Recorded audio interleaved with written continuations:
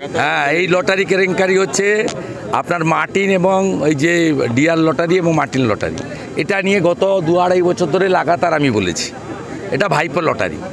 তৃণমূল কংগ্রেসের ইলেকটোরাল বন্ডে ফান্ডে 600 কোটি টাকা দিয়েছে, রাজ্য সরকারকে 4,500 কোটি টাকা ট্যাক্স দিয়েছে।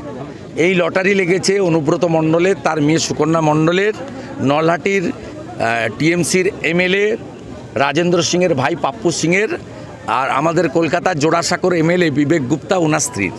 এরকম অসংখ্য উদাহরণ রয়েছে। তৃণমূলের নেতা নেত্রীদের টিকিট লাগে, সাধারণ লোকের টিকিট লাগে না, এবং সোল্ড টিকিটে কোনো প্রাইজ হয় না, আনসোল্ড টিকিটে প্রাইজ লাগে। এইটা দক্ষিণ ভারতের ডিএমকে আর এখানকার টিএমসির এই দুজনের ব্যবসা। অর্থাৎ সঠিক জায়গায় ঘা দিয়েছে। আমি গলা ফাটিয়েছি 2 বছর 2.5 বছর ধরে, ঠিক জায়গায় হিট করেছে। প্রমাণ হয়ে যাবে রাজ্যের বিরোধী দলনেতা যে লাগাতার 2 বছর ধরে অভিযোগ করে এসছে, সেটা সত্য প্রমাণ হয়ে যায়। মার্কেটে একটি আবাসন থেকে 3 কোটি টাকা উদ্ধারও হয়েছে, ইডি উদ্ধারও করেছে 3 কোটি টাকা লটারি কেলেঙ্কারি। অনেক কিছুই হবে এর সঙ্গে। ভাইপো সরাসরি যুক্ত, প্রতীক জৈনরা যুক্ত, আইপ্যাক যুক্ত। এর ডিল হয়েছে চেন্নাইতে বসে, এবং আইপ্যাকের তৎকালীন 2021 সালে ভোটের সময় ডিল করেছে, জেতার পর থেকে এন্ট্রি দিয়েছে। এই জন্য পশ্চিমবঙ্গ সরকারের গৃহলক্ষ্মী, ধনলক্ষ্মী যে সরকারি লটারি, সেগুলো বন্ধ করেছে চোর মমতা। সরকারি লটারি বন্ধ করেছে, করে ডিয়ার আর মার্টিন লটারি ছেড়ে দিয়েছে। 300 টাকা রোজগার করে জনমজুর, ভ্যান চালক, টোটোওয়ালা, 200 টাকা ডিয়ার লটারির দোকানে খালি হাতে বাড়ি আসে। অনেক বাড়িতে দুপুরে খাওয়ার হয় না এই লটারির জন্য। দাদা, রাস্তা থেকে সরকারি বাস উধাও হয়ে যাচ্ছে, হঠাৎ করে টিকিট বুকিং ক্যান্সেল হয়ে যাচ্ছে। সরকারি কি বাস, যারা এত বড় বড় ট্যাপ খেয়ে নিচ্ছে তারা বাস উধাও করে দিবে, অসুবিধা কি? এত বড় ট্যাপ কি করে ঢুকিয়ে খাচ্ছে, কোথায় রাখছে ভগবানের? হাজার হাজার ট্যাপ, জেলায় 870 টাকা। কত বড় পেট, মুখের কত বড়। ঝাড়গ্রামে যান আগে, 3.5 লক্ষ টাকা করে সিসিটিভি। আপনার বাড়িতে আছে তো সিসিটিভি, খুব ভালো সিসিটিভি 18,000 টাকা দাম, কমা কিনলে 10,000-এ পাওয়া যায়। ওরাই তো কাগজ দিচ্ছে, ডাক্তাররাই তো বলছে, আমরা তো বলতে পারবো নি, ট্রান্সফার করে দিবে। আপনি বলুন, আমি বলছি বিরোধী দলনেতার কাজ তো এইটা। বিজেপি তো সেটিং অপোজিশন নয়, সিপিএম ছিল, কংগ্রেস ছিল, সেটিং ছিল। বিজেপি লড়ছে বলে চুরিগুলো সামনে ধরা পড়ছে। ট্যাপ কেলেঙ্কারির এপিসেন্টার উত্তর দিনাজপুর হলেও নিয়ন্ত্রিত হয়েছে কেন্দ্রীয়ভাবে। বিকাশ ভবনের তথ্য যাচাই করে অনুমান নিয়ন্ত্রিত হয়েছে মমতা ব্যানার্জির বাড়ি থেকে।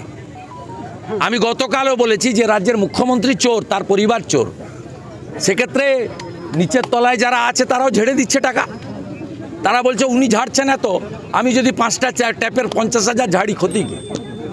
ঝাড়ার প্রতিযোগিতা চলছে। ট্যাপ কেলেঙ্কারিতে কি দাদা সোর্সের মধ্যেই ভূত আছে? প্রয়োজনে শিক্ষা দপ্তরের তৃণমূল যুক্ত, আইপ্যাক যুক্ত।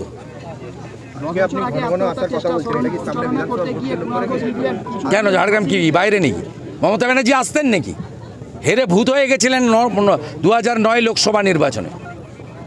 2008-এ পঞ্চায়েতে কিছু ছিল না তৃণমূলের। অশোক মহাপাত্ররা এখানে তৃণমূল প্রতিষ্ঠা করেছিলেন। পার্টিটা উঠে গেছিল 2001 সালের পরে। 2001 সালের পরে পার্টিটা উঠে গেছে। আমি ঢুকিয়েছি। মমতা ব্যানার্জি রাস্তা চিনত নাকি? 2010 30 জুলাই লালগড়, 9 আগস্ট লালগড়ের সভা। এমন জায়গা নেই যে জায়গায় আমি আসিনি। তাতে কি হয়েছে? একটা লোক জ্ঞানেশ্বরী এক্সপ্রেস কাণ্ডে 129 জনকে খুন করেছে। খুনি তৃণমূলের নেতা, উনি বাঘসিংহ নন। ঝাড়গ্রামে পুলিশ সরিয়ে নিন, তৃণমূলকে ধপ করে ফেলে দিবে।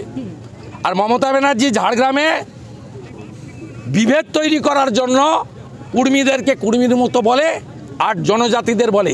তিনি কুর্মী এবং জনজাতি, যেটা দুটো প্রাচীন জনগোষ্ঠী, তাদের যে একতা ছিল, সেই একতা নষ্ট করেছে মমতা ব্যানার্জি। এই যে ভগবান বিরসা মুন্ডা, ওর বাবা মুন্ডা আর মা হচ্ছে মাহাতো।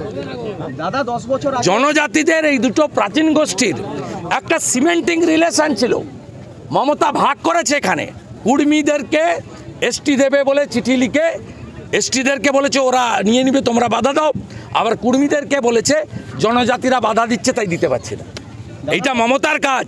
মমতা বিভাজনের রাজনীতি করে ক্ষমতায় থাকতে চায়, ভাইপোকে প্রতিষ্ঠিত করতে চায়, আর হাজার হাজার কোটি টাকা লুট করতে চায়। জঙ্গলমহল আমার জায়গা, আমি মেদিনীপুরের ছেলে। আপনি প্রশাসনিকভাবে 3 ভাগ করেছেন, 13 ভাগ করুন। মেদিনীপুরে থাকবে, বিদ্যাসাগরের মাটি মেদিনীপুরই থাকবে।